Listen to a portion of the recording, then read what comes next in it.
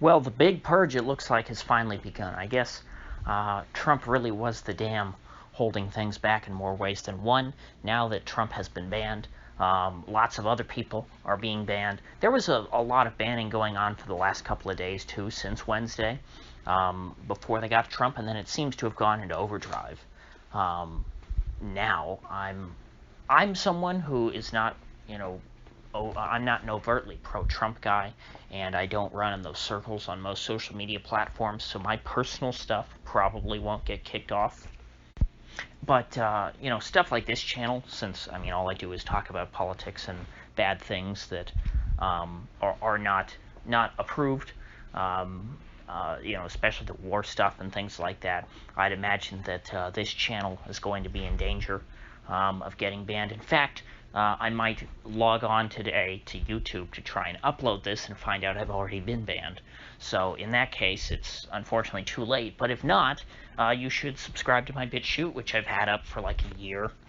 If I'm gone off YouTube, I'll just keep uploading to BitChute. I have no problem with that. I think BitChute's a great platform because there's still going to be plenty of stuff to talk about moving forward. I think that things are, I think Tim Pool has the right perspective on this. He said that at this point, the escalation is going to come at an exponential pace, not an arithmetic one anymore.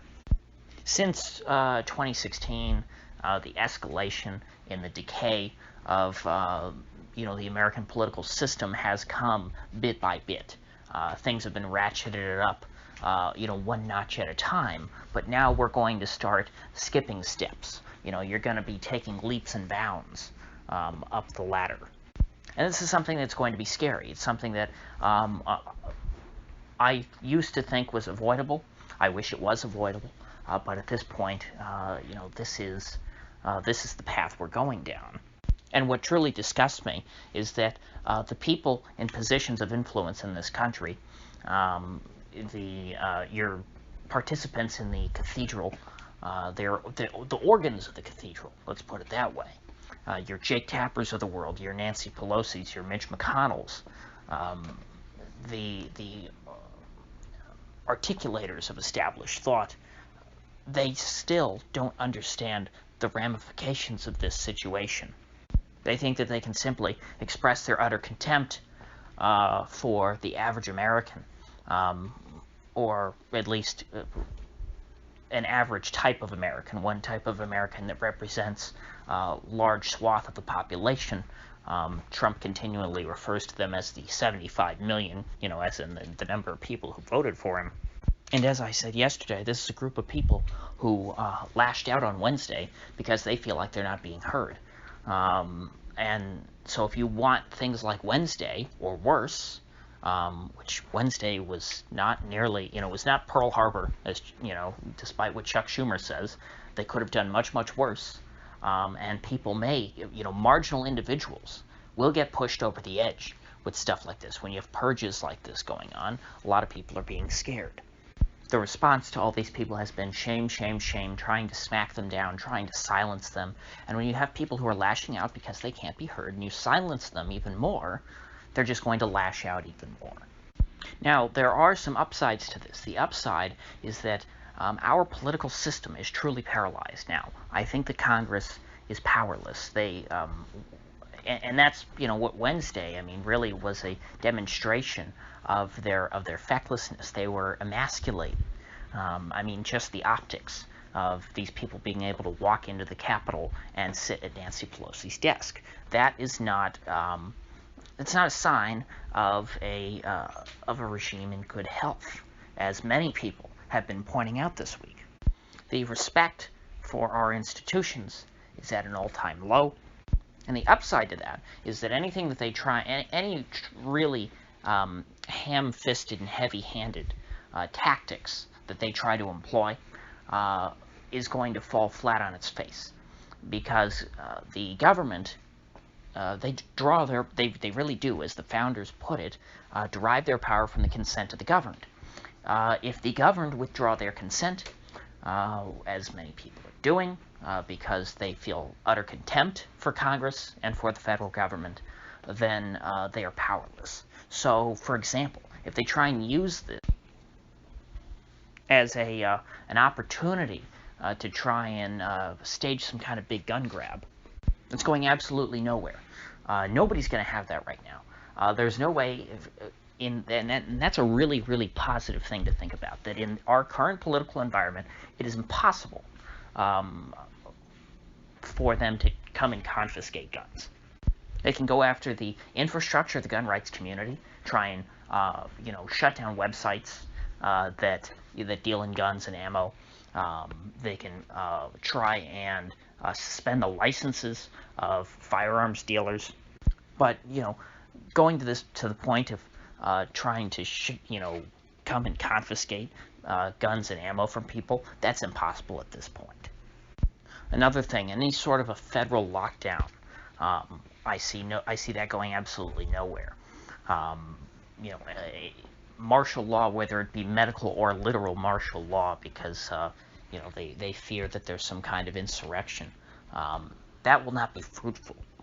When you have enough people who feel like they have nothing to lose, trying to suppress them is not going to work.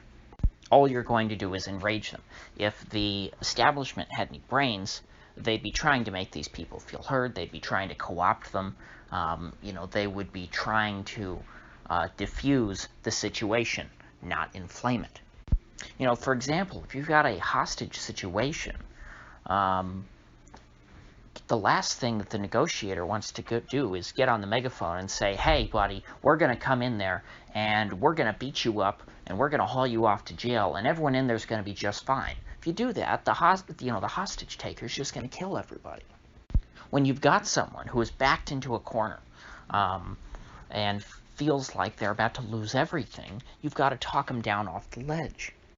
But instead, our political establishment and big tech and all these people are doing their best to push these people over the edge as quickly as possible. Not only did they ban Trump from Twitter last night, but Apple and Google are kicking Parler, which is the Twitter alternative, off of the App Store and the Play Store.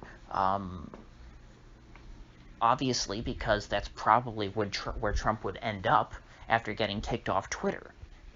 And so they're trying to make it, harder for people to get to them, to hear his message. Because, what'll happen, what we've said for years, is that, God, Twitter would be so stupid to ban Trump, because then all the people who are on Twitter just to read what Trump is just saying, which is a lot of people. Trump helped revitalize Twitter. Twitter was not nearly as big as it is now back in 2014, early 2015.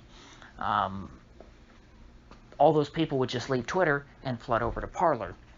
And not only that, you'd have a right of center echo chamber that all these people are operating in. All these people who have been kicked off these other platforms, like Twitter, and they would just be talking to each other.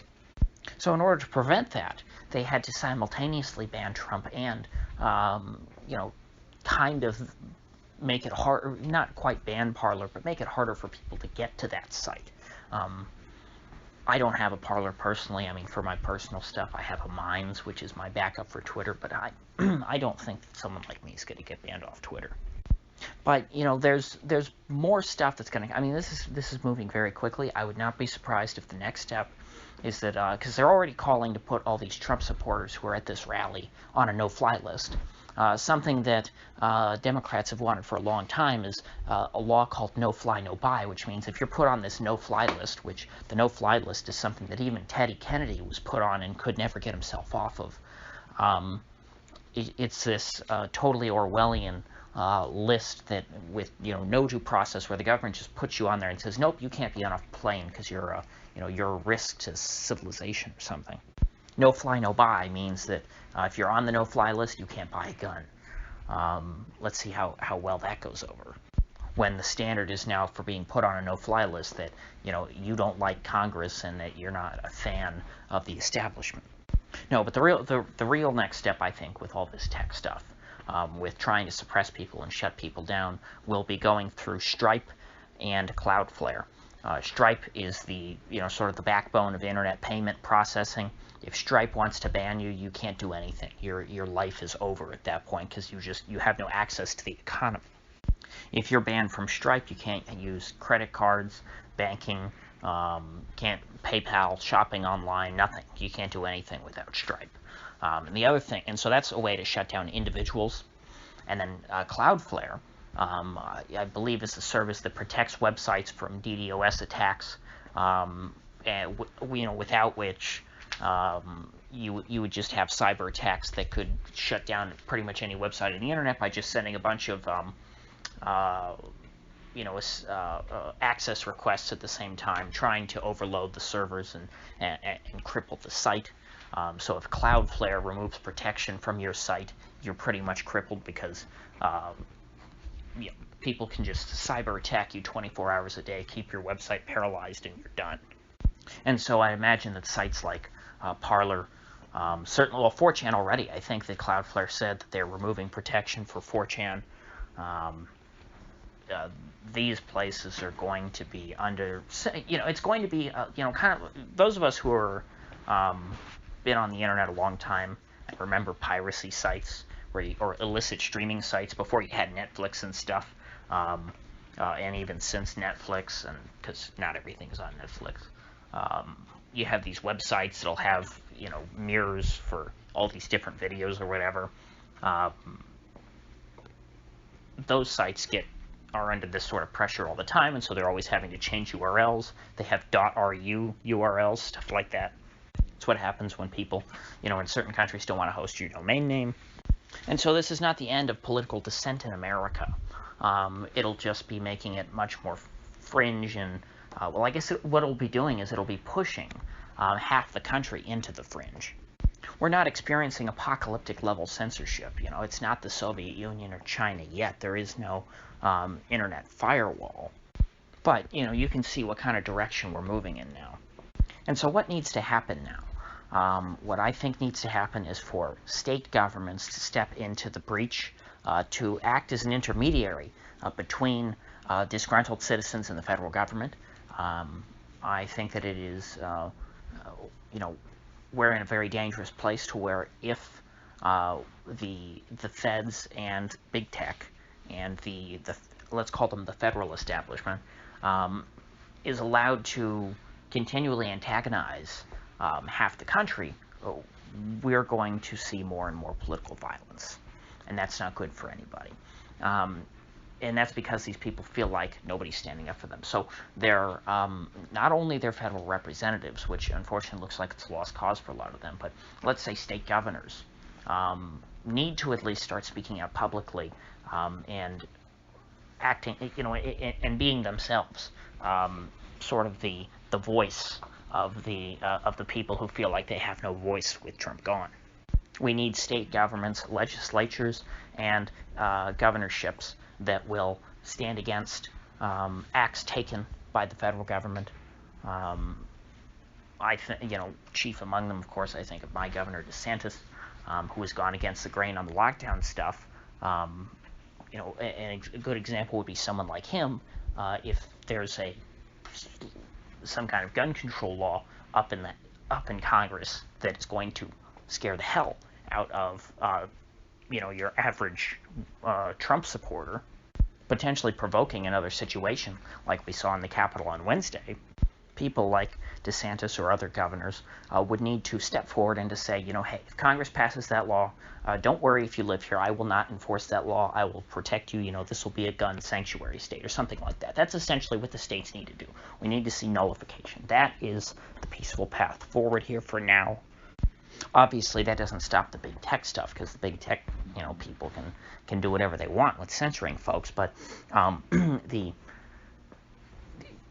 more basic stuff, our basic freedoms, if people feel like they're being protected, at least on that front, that will help keep the situation from boiling over.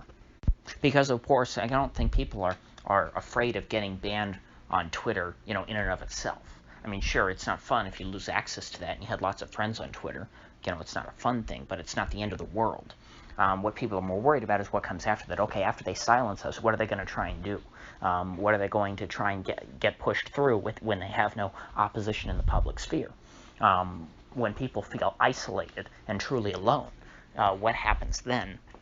And so you need people in lower rungs of government who have that platform independent of big tech to come out and to use their bully pulpit and to say, hey, I'm with you, you know, don't freak out yet. Now, when it comes to the tech stuff, people who are outside of the mainstream are going to have to build their own infrastructure. There's going to need to be some kind of, pro-free speech equivalent of Cloudflare. I don't know how you replace Stripe, I guess with crypto stuff. That's why the crypto stuff is skyrocketing. If you're using cryptocurrencies, you can avoid Stripe. Of course, I'm not the biggest crypto guy. I'm more of a hard money type. So maybe if there was a reliable crypto that was backed up, by metal, that was convertible on demand into, real pieces of silver or gold, which that probably exists, although the ones that I've seen are, well, this is a topic for another day. I don't want to get into monetary theory now. But that's the big word to take away from this: disintermediate yourself. The entire, I guess now what you would call the dissident community, dissidents against the regime, need to disintermediate from the established order to protect themselves from being censored and from being shut down. Of course, taking corporate jobs is not a smart idea. The corporations have been, in the bag for the establishment, forever. I mean, that's nothing new. It's just now that the establishment is becoming particularly, especially pernicious.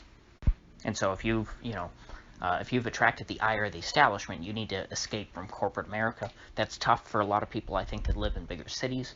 Where I live, there aren't a lot of corporate jobs anyway, so you don't have to worry about that so much. So that's basically where we're at right now. I'm sure I'm going to have plenty more thoughts on this whole situation by tomorrow. So if you get anything of value out of this video, please do click that like button and subscribe to this channel. Also subscribe to me on BitChute, because that's becoming increasingly relevant for obvious reasons. And I guess I'll see folks back here tomorrow, hopefully.